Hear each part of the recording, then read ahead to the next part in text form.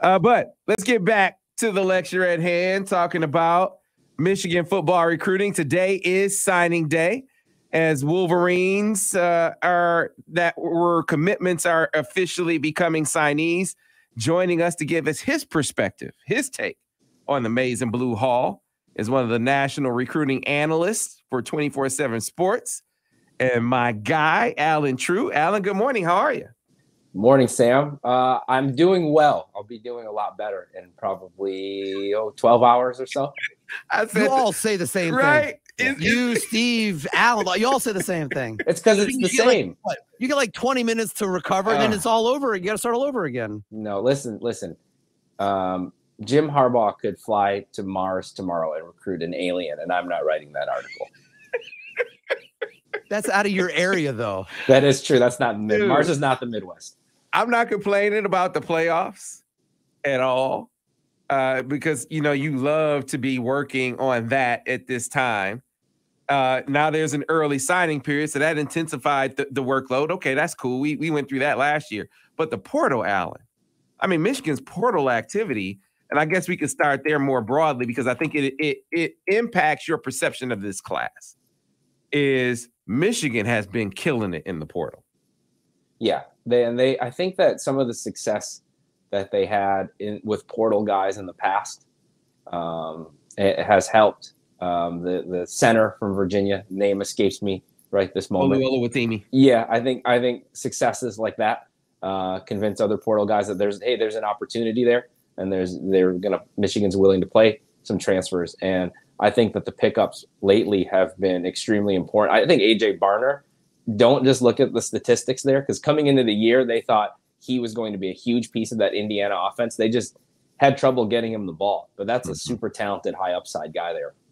Yeah, no doubt. Ernest Hausman from Nebraska, the number one player in the portal.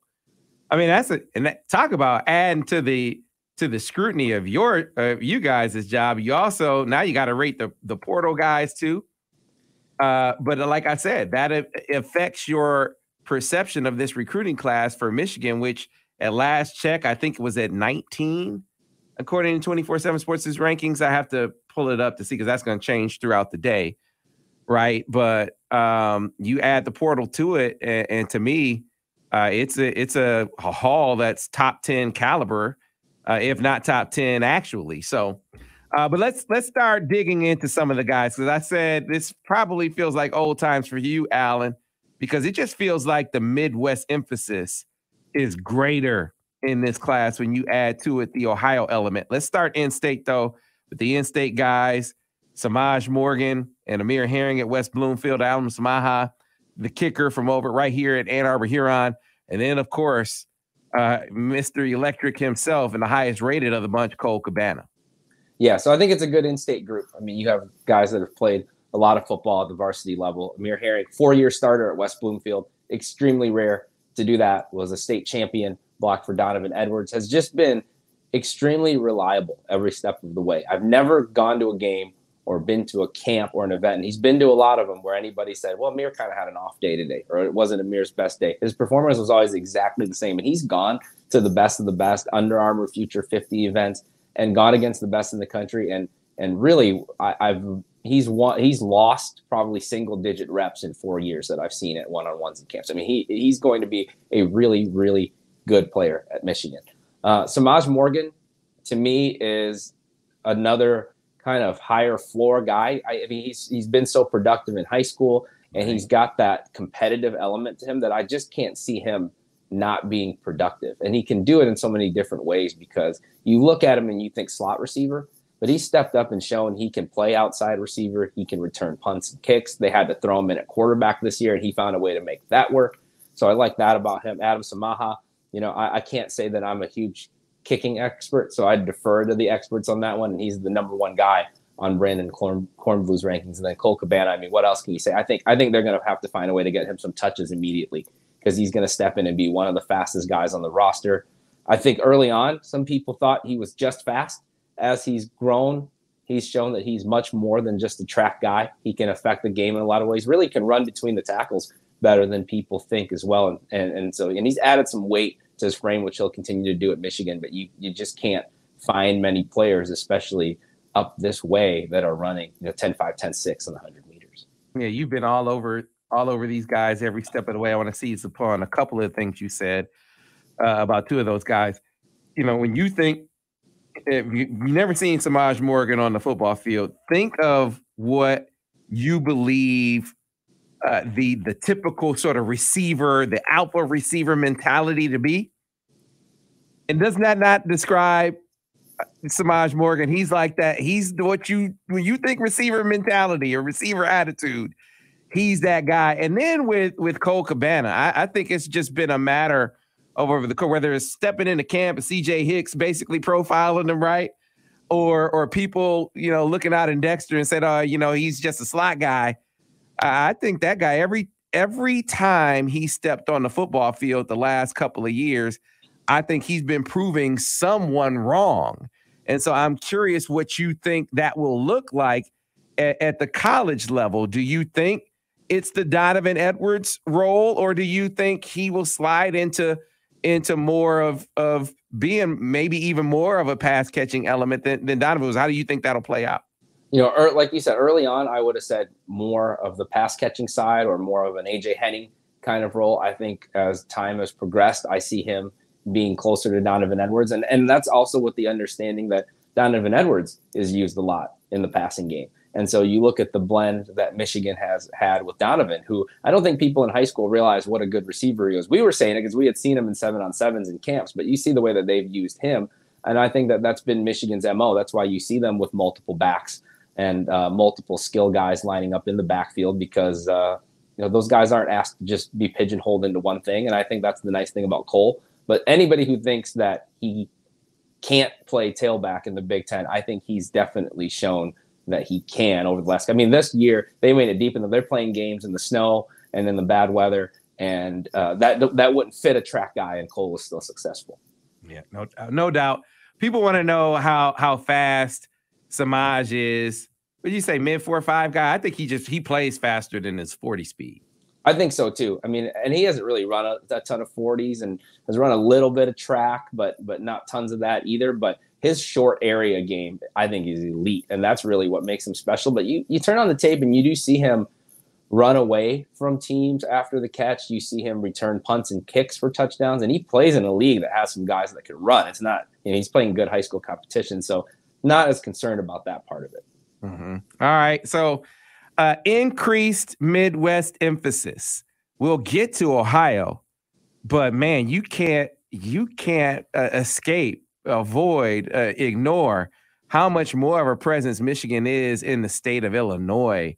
Alan, that has really, really shown up for Michigan the last few years. Of course, most notably with J.J. McCarthy, but they were back active in Illinois again in this cycle. Yeah, I mean, Sharon Moore deserves a lot of credit there as being the area recruiter. I think you add Mike Elston, who's recruited that area for Notre Dame, and then Steve Klinkscale has some connections there. He's recruited Chicago at some of his other stops. And I do think that when you have some guys on the roster from the state who are doing well, J.J. McCarthy being a very famous example, but also the A.J. Hennings and the Trevor Keegans and guys like that. They got Tyler McLaurin and players like that. I think that created the momentum also. And so I think that's why you have the success there. And there's good players to be had there, as you've seen from this class. All right, so let's start off first with the highest rated guy from the bunch in Illinois, Deacon Tonielli. Not a guy who talks a lot to the media. As a matter of fact, when I sent Bryce down to see him, he was actually hurt that game. So didn't really see him a ton on the football field live, but a guy is 6'6", 215 who brings you some pass catching ability and size, a nice blend like that you like to see at that position to the fold. Yeah, he's probably the silent assassin in this class. Probably doesn't get talked about enough because he just isn't out there a lot on social media. He's not right in Chicago either. He's in Oswego, so he's out there a little bit, and so maybe he doesn't get the attention he deserves. He's a 4-star for us, and I think when you see some of the things that Michigan has done with Luke Schoonmaker and like Colston Loveland and allowing them to go up and just attack the ball and win some of those battles, that's what this guy can do. I mean, he's split out. They're throwing him a lot of jump balls at the high school level. I think he's got some developing to do as far as putting some weight on that frame and learning to play on the ball a little bit more. But as far as just going up and getting the football, he can definitely do that. And I think the rest of that's going to come. And that's obviously a position Michigan has developed really well also. All right. Next up that we will talk about is, I guess I'll go according to the rankings. So let's go with Roderick Pierce, the guy that they wound up flipping from Wisconsin. Kind of seemed like it was trending that way, a little bit of intrigue with Illinois. But when Ryan Walters left, I just felt like, man, it was, if there was a clincher, I felt like that was it. But Roderick Pierce, 6'3", 290-pound defensive lineman in the fold for the Maize and Blue. So people will often blame me for the rankings. And this is where I say I don't have the full power to do everything, because Rod Pierce would be higher, honestly. Not to throw the company under the bus, but he'd be a little bit higher if I had my full wishes on this one. But regardless of that, really good player and really made a huge jump between his junior and senior season. I mean, I think the difference in the tape is tremendous. You talk to his high school coaches and they note the differences in him. He carries that 290 very well. If you look at the tapes side by side, and I've done this, there's not it looks like Mason Graham's high school tape. And that's what they're telling him that he's going to play. I think he fits that position very well. I think he also gives you the option to move him around a little bit on the line. He could play some nose. He can play some man. He can do a lot of different things. But you're catching a guy on the rise because he's still improving each time out. And the jump between junior and senior year was tremendous. And then, of course, Brooks Barr. This was a guy that Mike Elston seemed to identify early in the process as a guy that he really likes, a jumbo athlete, as I call him, along the defensive line. What do you see in Brooks Barr? I mean, this is a big kid, big all around, big hands, just very strong, powerful. I think he's improved a lot, because when we first started evaluating him, he hadn't fully grown into his frame yet. And I think as he's filled in, he had a really, really good senior year and was really a big piece of that for his team. I still can't tell you that he might not get a look at offense at some point. I think he has a lot of upside on that side of the ball, but he also kind of fits the mold of what you look at in an odd front defensive end. So I can see him playing that, but I think he gives you some options. That you have a kid that big, that strong. I think he's got upside on both sides of the ball. Yeah, that's why, he's not a jumbo athlete from the standpoint of being a tight end caliber guy. So, but what I was thinking was I could see him being an offensive tackle, Allen. I mean, I personally, I could see, I could make the argument that his upside would be even greater on that side of the ball, but you kind of let that play out. I think he gives you some versatility in that way, to wait to see how things develop along the defensive line, see how things develop in recruiting along the defensive line. He's a guy that I think can very easily slot in on the other side of the football. Before we move on from Illinois and go over to Ohio, a guy who you said you don't want to throw the company under the bus when talking about Rod Pierce. If I had a vote, if I were involved in the rankings, Jair Hill would be higher. I think Jair Hill is a guy who could be a difference maker wherever he goes. And I have my crystal ball in for Michigan, because that's where I think he's going to pick, even though he didn't put them in his in the top 5 that he named. I'm curious what you think about where you think Jair Hill's recruitment is. That's number one. And then number 2, tell me what you think of his game. So I think, first of all, he's a standout athlete. I mean, he runs 10.8 and 100 meters at almost 6'2", very long. I mean, if you're going to build a corner, it's going to look a little bit like Jair Hill with his length and his athleticism, ball skills. Another guy, I've seen him play twice in person in the last 2 years. Also saw him at the UC Report camp in Kansas City. Outstanding at that, tested very well. And then in the games, made plays as a punt returner. I mean, he's a Steve Clinkscale kind of guy. When Steve was at Kentucky, I saw him come over into Gary and recruit Lonnie Johnson. I think there's some similarities between those two, and Lonnie's still playing in the pros. As far as his recruitment, I'll just say this. There was a period in time where my wife thought I was getting ready to propose, and I was upset that she knew it was coming. So I kept talking about how much I didn't want to get married. And then when I actually proposed, she was really surprised, because she had been telling everybody that I had been talking about how much I didn't want to get married. So I don't know how you put those two stories together, but I'll just throw that out there. I see what you just did there, Alan. True.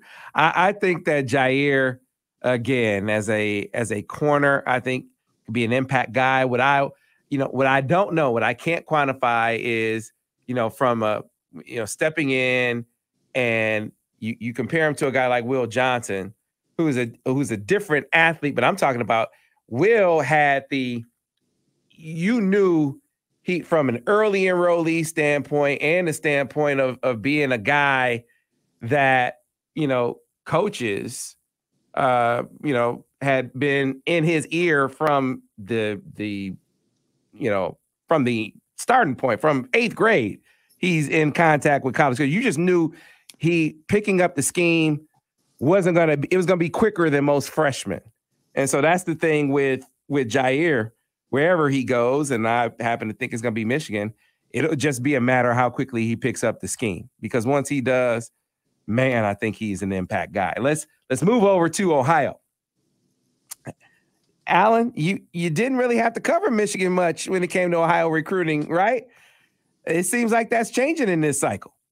It's changed a lot. Yeah, for a minute, I felt like I wasn't talking to you enough. Like, they're going overseas more than guys from Germany more than they are in my own region. But that's definitely changed. I do think that having some of the staff changes, Steve Clinkscale, Ohio native, big part of that. And I think whenever Michigan's gone into Ohio, they've had success.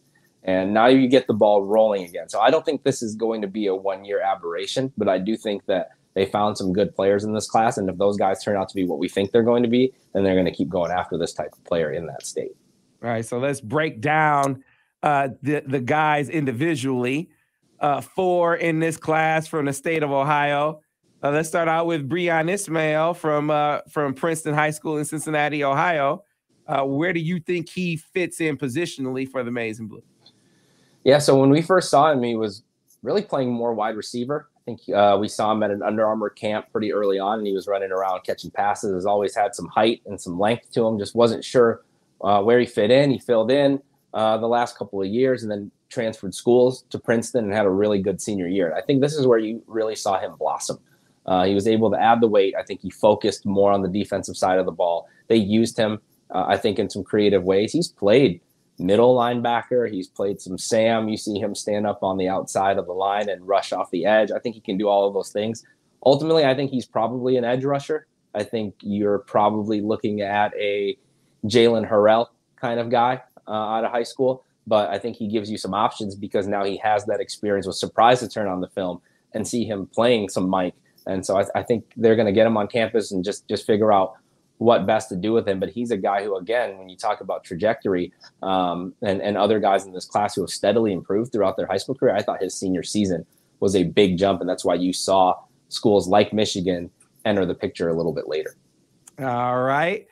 A guy I'm really intrigued by, Alan, you talk about this kid is going to be an early enrollee, which I think is huge for his development because the one thing that I wonder about with Cam Calhoun is about his size when it comes to his ability to be a contributor as a freshman. But getting in early, that gives him some time to pack on some muscle. And, you add 10, 15 pounds, suddenly I'm looking at Cam Calhoun as a guy who could be a contributor as a freshman. Yeah, I think that is probably the only missing piece, as you mentioned. But he's got the frame. I've seen him in person. He's got the ability to add that weight. I think he'll do it. Don't know how soon, but definitely a really, really good player and another guy who really kicked it up a notch as a senior. 14 career interceptions, which is a school record at Winton Woods. Actually started out his high school career as a wide receiver. And so you see some of those ball skills. And he didn't just intercept passes. He ran several back for touchdowns this past season. And when you look at the mold of corner that Michigan's tended to like, another guy with some length and some height and some size. And but I think those ball skills and those anticipatory skills to get his hands on that many passes over the last couple of years is what really makes him special. Yeah, man. You watch his film, Alan. He is such a high IQ player. It jumps off the screen. You can tell this route recognition, clearly understands where his help is and coverage. You see him make plays on the ball that it's textbook, man. This guy studies film. Right. So that's another reason why I think if he adds the weight, that dude, you're going to see him on the football field as a freshman. From an athleticism standpoint, one of the best athletes in this class, Alan, Jason Hewlett from Cheney High School in Youngstown. Yeah, I think you could maybe make the argument that he has the most upside of anybody in this class. I think certainly he's up there when you talk about guys who have the most upside in this class, because you just don't see 6'4", 220 pounds doing the things that he does. He returns punts, he returns kicks. He played quarterback when they needed him to play quarterback. He played receiver, and he's not just playing those positions. I mean, he's housing kick and punt returns, and he's catching deep balls on offense, and then he's running through people on the offense or on the defensive side of the ball. So he could play anything. I mean, at that size, he can be a hybrid safety. I think Cincinnati, that's what they were planning on when he was committed there. Now you look at Michigan, and he's also grown bigger in the last couple of years. And so that projection has now changed to probably more of a true linebacker. I can't tell you he won't play some edge. But just you take the biggest, strongest, fastest athletes you can find and figure out what to do with them from there. And I think he is he was a clear guy that needed to move into the 4-star range for us as we watch the senior film. Yeah. It'll be interesting to see where he winds up. We're going to have Jason Hewlett on our special live show this afternoon between 5 and 7. So be sure to tune in for that. His teammate, Ed Chaney. This one got a little intriguing down the stretch, Alan, with Kentucky really rising up as a formidable foe for DeJuan Waller. So kind of take me through how things, wound up down the stretch in Michigan's favor. And then this is another guy, kind of like Breon Ismail, where you could project at a few different spots, and it's seeming like Michigan is looking at him at corner. So when he first came on the radar, I mean, he had only 1 or 2 MAC offers, and he committed to Toledo pretty early on, and then other schools started to kick the tires on him as a senior. He took an official to West Virginia, thought that might be where he ended up, and then Michigan and Kentucky jumped into the picture, and that's where things really ramped up. Michigan built a good relationship with him. Clinkscale is a Chaney grad, and once they got Jason Hewlett in the fold, I thought that they would get DJ. I think he may have also been throwing the scent off the trail a little bit with some of the Kentucky talk, but Kentucky does a good job in Ohio, and Vince Merrill does a good job in Ohio. So I think he had some real interest there also, but hard for him to not go to Michigan with his teammate and somebody who he trains with, and Hewlett coming to Michigan and Klink doing the recruiting job and being a Youngstown native. And they're going to give him a chance at corner, and he is big. Now, this is another big, long guy, 6'3", 190 pounds, plays on the basketball team with Jason, very, very good athlete. I don't even know that his film does full justice to what kind of athlete he is. I think you have to watch some of the training video and some of the basketball clips to get a full appreciation for that. I think the question about corner is just what's his long speed, what's his recovery speed. But certainly you love this kind of guy, because if that doesn't work out, there's almost an unlimited number of other things that he could do positionally. All right. Then we move over to the Midlands region, and we're talking to Alan Trieu, National Recruiting Analyst for 24/7 Sports, and a couple of guys that you have more insight on, I think, than anyone in the country. Starting off first with Frederick Moore out of Cardinal Ritter. I made it to St. Louis to go see him, and this is a guy who's been a riser, a guy who I think has been downgraded in the eyes of some because they saw his early track times that got better as he got deeper in track. But even if he didn't get any faster at all, you talk about a route technician, a guy who knows how to get open, that's Frederick Moore. Yeah, absolutely. You go to events and 7-on-7s and the 1-on-1s in camps, and he is carving people up with his route running and his short area quickness. And one of those guys who has the natural skills with his feet, but also the understanding of how to create separation. And so he did that. And then you saw him apply that this season where, he's over 1,000 yards, 67 catches, and went on a tear at the end of the playoffs. In the semifinals and the state finals this year, I think he was well over 400 yards combined in those games, scored 4 touchdowns combined in those games. And so he really turned it up as a senior. He's an 89, so he's right there on the cusp, 3-star, 4-star. I think he's got an argument for the 4-star range, but I think even without that, this is a guy who's going to play. He's gonna be available in the slot. I think you could play him outside, but a guy who gets open this regularly, he's going to be productive in Michigan. All right. Let's go ahead and look at one more. This this was one where you felt like when the offer came, it was inevitable, right? But Kendrick Bell, I think initially the thought was athlete. I think the thought now is quarterback, which is what he is by trade now. So tell us about Kendrick Bell, the younger brother of Ronnie Bell, and what you think of his game and what he brings to the table.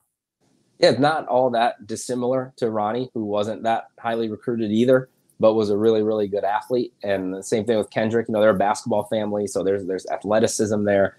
And he was recruited as an athlete. Some schools looked at him as a quarterback early on. It was some FCS schools and some G5 schools who looked at him as a quarterback. I think that initially the plan was athlete. I think he just had such a good senior year as a quarterback that they now have to give him a shot. And he was outstanding. He was, player of the year, really filled the stat sheet as a passer and as a runner. I think he progressed tremendously throwing the football. And that's where you look at him and say, we ought to give this guy a shot, especially with how much RPO happens now. You see some of the things Michigan does with JJ on the move. I think it behooves them to then give Kendrick a chance to show that he can do the same things. Yeah, absolutely. So, Alan, if you to wrap things up, because we got a question in the stream here. Hey, why Michigan is number 19? Here it is from Jay Brower. Why hasn't anything updated on 24/7? We're still at number 19, right? So the recruiting rankings take into account just the 2023 signees. When you add into what Michigan has done in the portal, how does that affect your perception of this class? Like if you could quantify adding the portal guys, where would you think that puts this class, or how fans should look at it? So there is a toggle in the top of the screen in the menu where you can switch it you can look at high school rankings, transfer rankings, and then overall, which does blend the two together. I haven't looked at it to see where that puts Michigan if you blend the two, but you can do that. But even without that, you're talking about using scholarships that could have been used on high school guys and boosted the class up the rankings on immediate difference makers, right? They're getting guys who are going to play, and you get an Ernest Hausman. I mean, what would Ernest Hausman equate to as getting a guy out of high school? That would be a guy who would move this class definitely into the top 15. You get a guy like AJ Barner. I mean, if you added those guys into the high school rankings, then you would be looking at a much higher ranked class. And I think the good thing about Michigan is I think that they've recruited as a blend. What I always say, like, you got to get the right blend of guys. So you have a bunch of guys that maybe aren't the highest ranked guys, but do their jobs. And then you sprinkle that in with some stars like J.J. McCarthy and Donovan Edwards. You do need some of those guys on your team, and the Will Johnsons, and you have a Big Ten championship football team. And so I think they've stuck to that formula. Yeah. If you do the overall ranking, Michigan is number 19 with just recruits. You add in the transfers, and you got to do this for all the schools, right? It bumps Michigan up a couple spots to 17. So it'll be interesting to see what happens as more decisions are made. You got Carmelo English announcing his decision at 10. Michigan is the favorite there. And then you got Jair Hill this afternoon. So Michigan has there's some possibility there, some strong possibility there that we see Michigan move up a bit in these rankings. So Alan, tell the folks what you're going to be doing on Big Ten Network again today, right? Yeah, I'm going to head over there pretty soon here. We're going to do a quick hit on Big Ten Today, which I think comes on at 12:30. And then the big show is 2 to 5, the National Signing Day show on Big Ten Network. So I'll be doing that, and definitely on the message boards and on Twitter for the rest of the day. As we get out of here, I always have you give a brief look ahead to the 2024 class. What does it look like in the state of Michigan? And then, I'm also interested in what you think of the state of Illinois, where Michigan is in early on guys that are at the top of the board in Illinois in the 2024 class. And I happen to think that this is going to be a really, really good year because the top guys in Illinois are some of the top guys in the country.